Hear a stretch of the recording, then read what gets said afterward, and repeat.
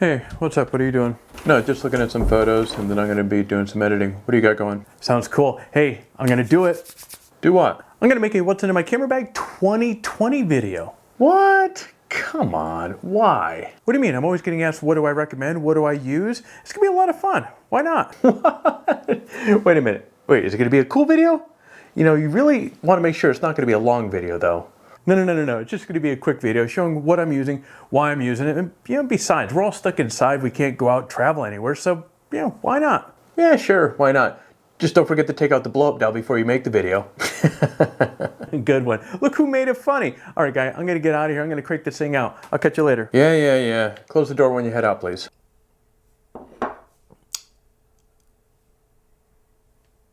I'm just going to leave this one alone. But guys, I will say we are back. It is so great to see you again, of course, this evening. Guys, we're going to be doing something a little different for this channel. A lot of fun, too. We're going to be doing a good old-fashioned, yeah, you heard it right, good old-fashioned What's in My Camera Bag 2020. Why is it different?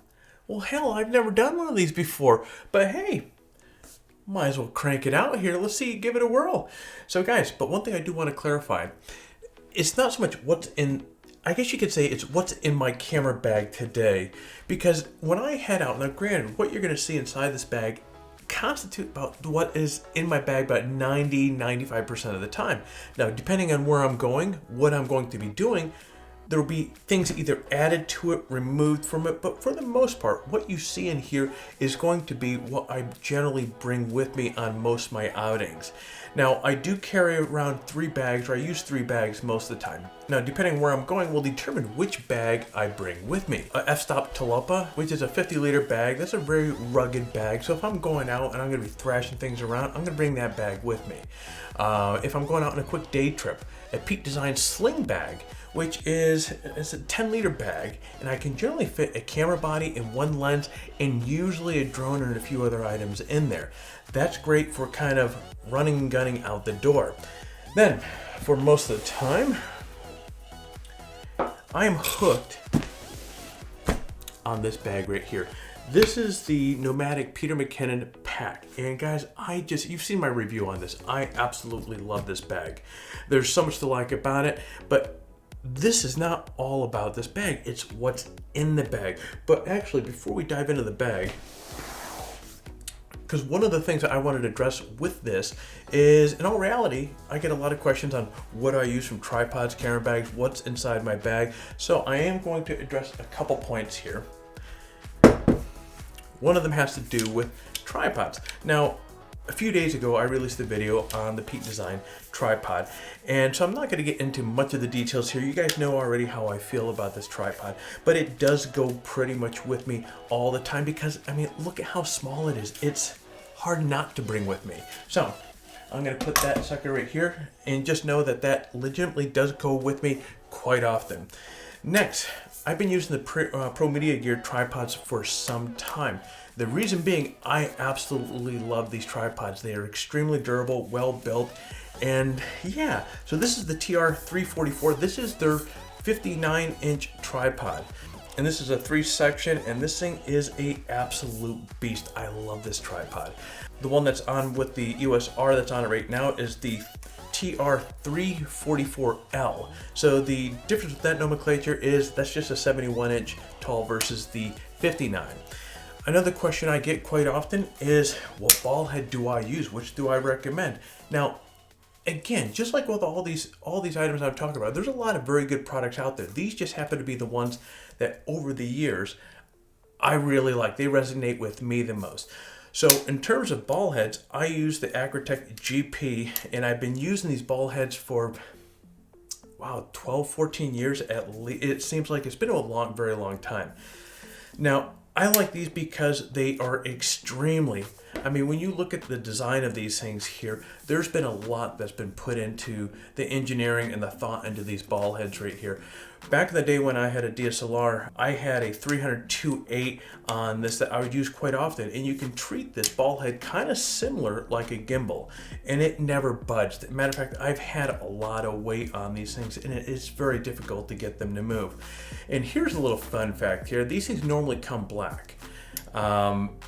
a couple years back, they made 20 of these red ones, and I have 2 of them, and I absolutely love these things. They match the red on my tripods, and well, for me, it works. So that's that.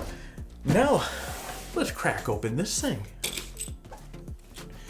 Okay, now what I will say is, oh, actually one thing I will show you here before we dive into this thing.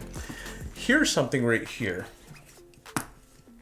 If you haven't seen these, or if you haven't picked up one of these before, this is a HEROCLIP, and if memory serves me correctly, about 20 bucks. I carry these on my bag because they are extremely helpful when you need them. Oftentimes when I'll go out, it might be muddy ground or this or that, regardless what bag I have, I don't want to set it in the mud. Slop it in there like this. Boom. Has a hook on here, so you can actually hook to like branches, whatever the hell that you can get it to hook onto, and it comes in very handy. I've lashed other bags or even tripods, time-lapse gear on the back of this. Like if I'm on a backpack, I'll use this hook if I need to hook something on there on the back of the bags to go looking at where I want. So that's that. Now, what's normally in here, but it's sitting right there. I didn't see the need in putting it in here for show and tell, but you know, here it is right here. A 2018 MacBook Pro. It's a 32 gig with a 20 Vega video in it. And so I use that for all the video editing work that I do, and also post-processing all my photos in Lightroom and Photoshop. Okay, now let's crack this sucker open.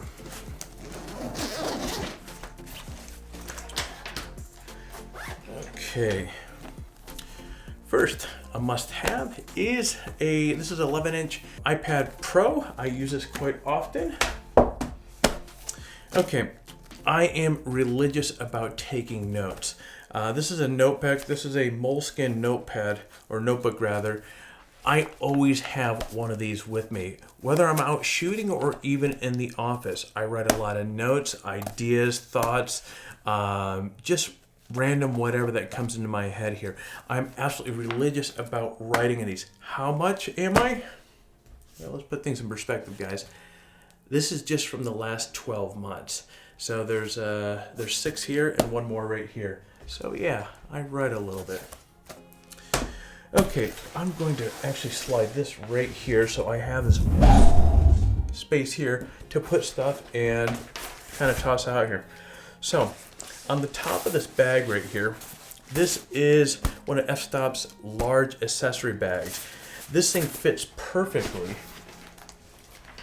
Make sure nothing falls out there. Can we see that on here? Okay, so you can see it from this angle right here. So it fits in perfectly right on the top, where normally with this backpack, you have the secondary bag up here. And if you remember with the review that I did, this is actually a backpack and a bag all in one right there. So when I'm not using that, this fits up here, and you'll see what I have stored in here.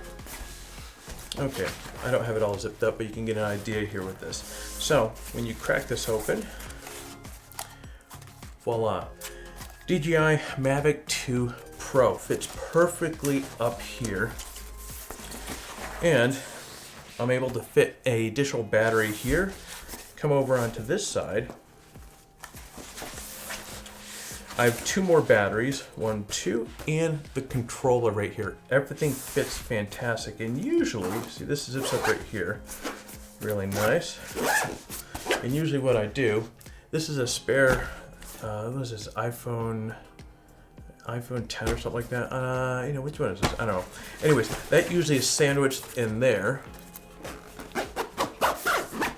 Boom.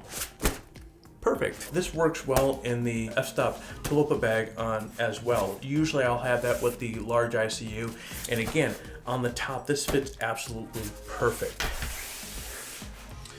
Okay, we have a 10,000 milliamp battery pack. This is a small one right here, and usually I have, this is a 30,000 right here. So depending on where I'm going, if I'm going for a light trip, I bring this so that I can charge my phones, especially when I'm using a drone. This usually gets me a handful of charges into that or this. This is being a 30,000. I can charge larger items, and it's just a lot heavier. Okay, I'm just going to get it out in the open. I love Rode mics. I've been using their mics for a while, although I have tested a handful of others out there that are very good. I just come back to Rode. Prior to this one right here, which is the Rode VideoMic NTG, which kind of gives you the best of two worlds. Prior to this, I was using the VideoMic Pro Plus, which was an amazing mic. I loved it, used it all the time. This mic gives you the best of two worlds. The studio mic as well as the VideoMic Pro Plus, all in a small, this thing sticks a little bit. So you get that shotgun style mic. This thing's perfect for running and gunning. You have a gain control on the back of this here. You can charge it with USB-C. And honestly, this thing lasts a very long time. You have all sorts of controls on it. When you plug it into your camera, when you turn on your camera, this thing will automatically turn on. So that relieves a lot of that, okay, do I have to manually turn it on? So it's an incredible mic. I absolutely love this. The Canon M6 Mark II, which is right over here, that has the VideoMic Micro on it by Rode, and that one, it doesn't require power. You just plug it in. Obviously it's very small and you can stow that thing away. Again, it's a great mic for running and gunning, and just especially for small cameras like that. And then the last mic, this is a little favorite as well. This is Rode's Wireless Go. These things are absolutely amazing. You slap one of these up on top of your camera, plug it into your mic, and the other one you can conceal. Make sure I got the right one here. You can actually conceal this above or below your shirt. There's a lapel option here, and I actually have, look at this, I have a little dead cat that goes along with it. So this you can wire up into your shirt, conceal up here, keep this into your pocket. This works, I've had it about 100 feet away from my camera, and it works great. The only thing the tip that I would give is it works best with line of sight. So if you start dipping around like a building or rock or something like that, it's gonna start cutting out a little bit. So again, this works best from line of sight. And the cool part about this as well, if you want a little better mic quality, you can actually take something like this and plug this into this and still have this set remotely away from the camera. And again, it does an amazing job. It's recording the audio onto your camera or the Zoom H5. There's all that. Let me move this out of the way.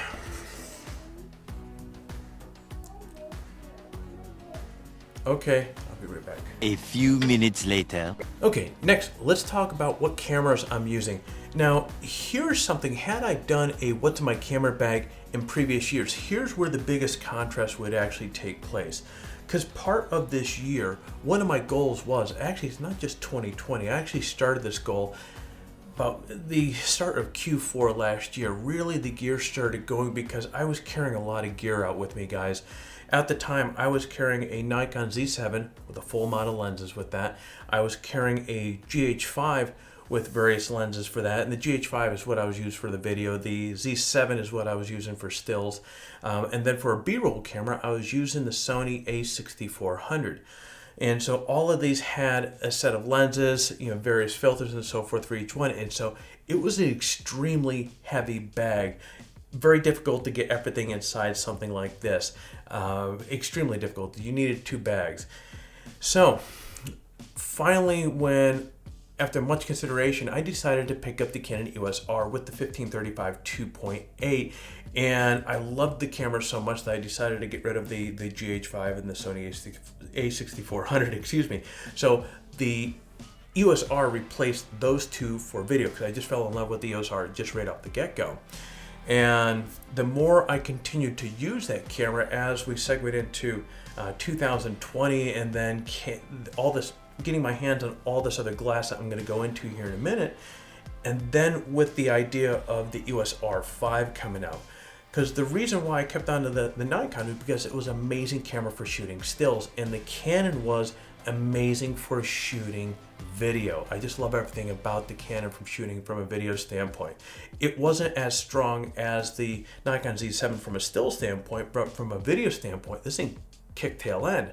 So that's one of the biggest changes with my bag is, as many of you know, as of last month, I actually moved completely into Canon with the idea that I was going to pick up a Canon EOS R5, use this camera as my B-roll camera. And then of course, COVID-19 decided to knock doors on the world, and that kind of put a little delay in things, which caused me to get the M6 Mark II here as a B-roll. So with that said, my main camera right now is a EOS R.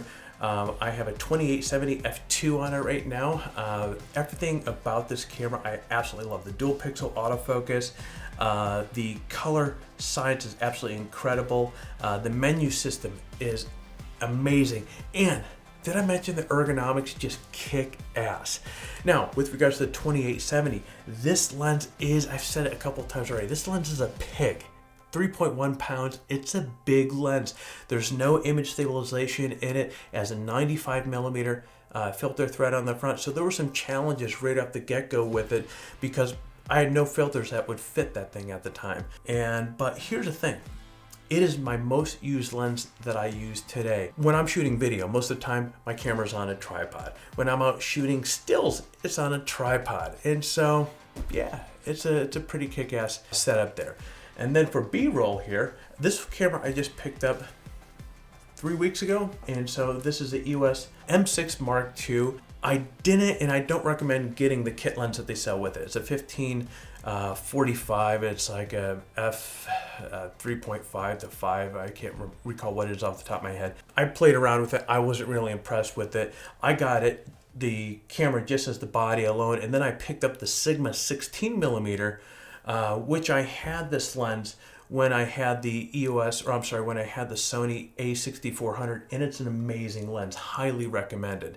One thing that I do recommend is because of the screen flips up on it, where they put the hot shoe, there's no side mount hot shoe for the mic, and so in order to get the external mic on there, you either have to put it right smack in front of the LCDs, which means that you can't see squat when the screen's up, or Small Rig makes a mic relocation. It's like 30 bucks I think I paid for this thing, and it puts it off to the right. And there's actually another one that you can mount on the bottom, which I did order, but I haven't received that one yet. But this one I did receive, and it works quite well.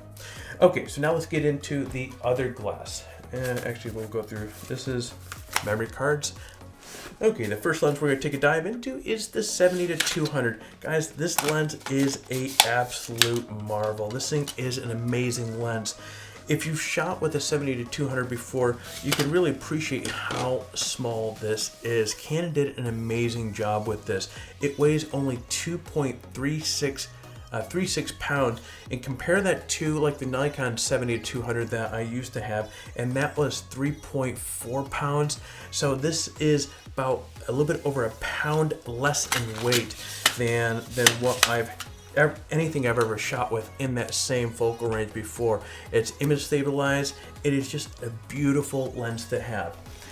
And then of course, as I mentioned, this is the first lens that I actually bought with the EOS R, the 1535 2.8. This is the lens that really got me hooked on the RF lens platform. It is stabilized as well.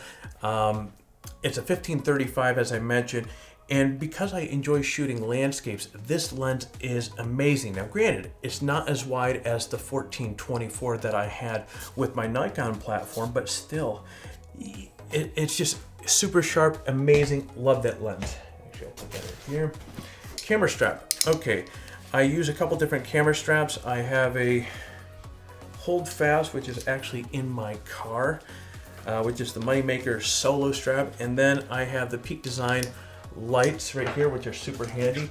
I always have a remote. I have one in the bag, and I actually have a spare in the car. Spare batteries, you gotta have plenty of those. A GoPro Hero 8 with the MediaMod on it. I don't use this a lot, but when I do, well, the audio out of this has improved immensely. And the MediaMod mic is actually pretty good as well. I still will use the Rode Video Micro on this just to get sharper audio out of that. These things are great, incidentally, for getting in those places that, I mean, you guys know how versatile a GoPro is. Those things will get you into so many different places. Okay, diving into filters. Okay, filters. There are a lot of kick-ass filters out there, and the ones that I use, although they have some certain limitations, are the PolarPro Summit filters. I like them. They're made out of quartz. they have the big selling point for me, as I shared with you a moment ago, is I've been looking to consolidate, make my bag smaller. So I'm being smarter about what gear I get and thinking kind of ahead.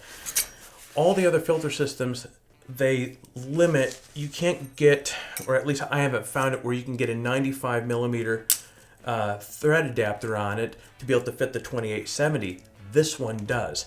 And so that makes it a no-brainer for me. Now the downside is they have these proprietary frames that, so you can only use the PolarPro glass in there, but it's a beautiful filter system and it works amazing. I absolutely love these. And so let's plop that in there, and okay. All right, I'm gonna dive into, this is the best part of the bag right here. This is getting into the fun little trinket stuff here. Okay, the mics, and this is the AirPod Pros from Apple. I had considered for a while, I had the other AirPods, and I had recently got them, so I was a little reluctant to pick up these, thinking, okay, another $267, how much better could they be? Guys, they really kick ass. The noise cancellation, while it isn't as great as a complete over-the-ear noise cancellation headphones, those things kick ass. I always have a couple SSD drives with me. When I'm working on with Final Cut with large video files, I will use and set up my libraries on these. These are 2 terabytes each one of those. So I set up my libraries on that, save my hard drive in the Mac for main things. Let's see. I always carry a pen with me. As I shared with you earlier, I'm constantly writing things down. Also, I don't like using other people's pens, and especially if that's more important today. One of my favorite gadgets, my wife got this for me for Christmas this past year. This is a Leatherman Skeletool. This thing is amazing, crazy sharp. You have a set of pliers on the backside here, which are fantastic. There's a little screwdriver here, and you have all sorts of little bits. And I have another packet that has like 50 different accessories that you can swap out with this. Love this thing. I have a ton of GoPro batteries up here, some wires. Okay, here is, I always have a ton of business cards. My business cards are plastic. They're meant to stand out a little bit. I always have these with me at all times. And then, because I'm what you call a fidgeter, guys, I'm always messing around with something in my hands. And let's see, are you going to be able to even see that there? This is a top. Now, I want to say that thing was like 40 or 50 bucks for this thing, but it's fun to watch. It's therapeutic, and usually I have coins or I'll have other gadgets that will be flipping around in my hands, but this is something that is usually always with me. Kind of like the movie Inception to some degree. But guys, that's it. I think I addressed everything that I have here. Again, depending on where I'm going, I may introduce lights. Like if I'm going into an area where I know I'm going to be shooting videos, I will bring some lighter lights with me, some RGB lights with me to get some blue background going on.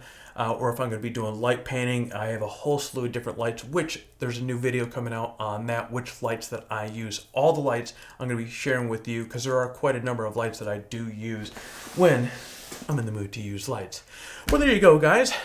This was a quick video on what is in my camera bag. This was a lot of fun. I hope you found some usefulness out of this video. If you like this video, hit the like button down below. If you are currently not subscribed to the video, hit the subscribe button while you're at it. Smash the hell out of that bell to be notified each time we come out with a new video. So my friends, I'm gonna wind down and you get out there and create your best shot.